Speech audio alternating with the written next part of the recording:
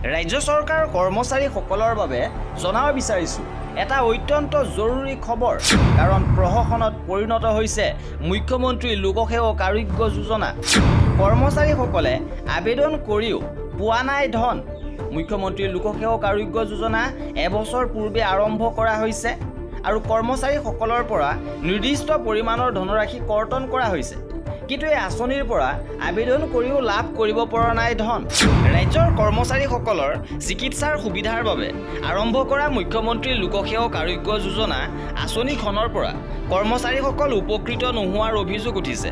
আঁচনি অনুসৰি চৰকাৰে কৰ্মচাৰীসকলৰ মাহেকীয়া বেতনৰ পৰা চাকৰিৰ গ্ৰেড অনুসৰি নিৰ্দিষ্ট পৰিমাণৰ টকা উক্ত যোজনাৰ বাবে কাটি লয় যদি কৰ্মচাৰীসকল বা পৰিয়ালৰ কোনো লোক চিকিৎসালয়ত চিকিৎসাধীন হয় তেতিয়া কৰ্মচাৰীজনে চিকিৎসাৰ সমুদায় ব্যয়ৰ নথি পত্ৰ নিৰ্দিষ্ট নিয়মেৰে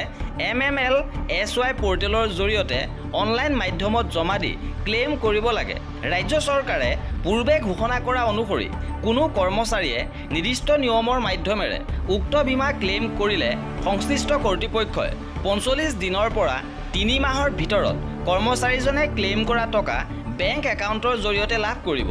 বিগত 2023 চনৰ ডিসেম্বৰ মাহৰ পৰা কৰ্মচাৰীৰ উক্ত যোজনাৰ বাবে মাহেকীয়া বেতনৰ পৰা নিৰ্দিষ্ট কিস্তি কৰ্তন কৰা হৈছে যদিও যিসকল কৰ্মচাৰীয়ে এতিয়ালৈকে চিকিৎসা ব্যয় ক্লেইম কৰিছে সেয়া দীৰ্ঘদিন ধৰি কাৰ্যকৰী হোৱা নাই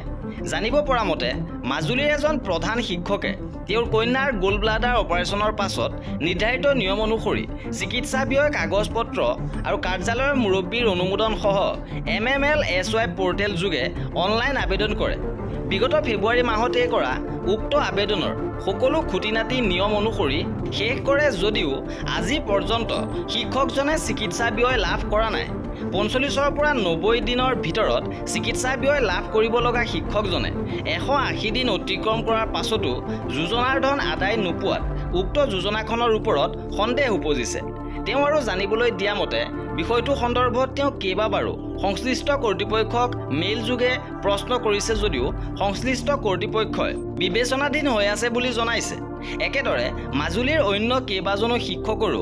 MMLSYত ক্লেইম কৰি একে পৰ্যায়ত আছে বুলি অভিযোগ কৰিছে এনে পৰিস্থিতিত ভুক্তভোগী শিক্ষকসকল ক্ষুব্ধ হৈ পৰিছে আৰু MMLSY আঁচনিখন কাৰ্যকৰীকৰণৰ ক্ষেত্ৰত ৰৈ যোৱা আশাসমূহ দূৰ কৰি নিৰ্দিষ্ট সময়ৰ ভিতৰত কৰ্মচাৰীক দাবী কৰা বীমাৰ টকা ঘূৰাই দিবলৈ দাবী জনাইছে এই আছিল আজিৰ ভিডিঅ'টোত আৰু কৰ্মচাৰীসকলৰ এনে ধৰণৰ খা খবৰৰ বাবে আমাৰ চেনেলটো সাবস্ক্ৰাইব কৰি ৰাখিব ভিডিঅ'টো শেষলৈকে চোৱাৰ বাবে বহুত ধন্যবাদ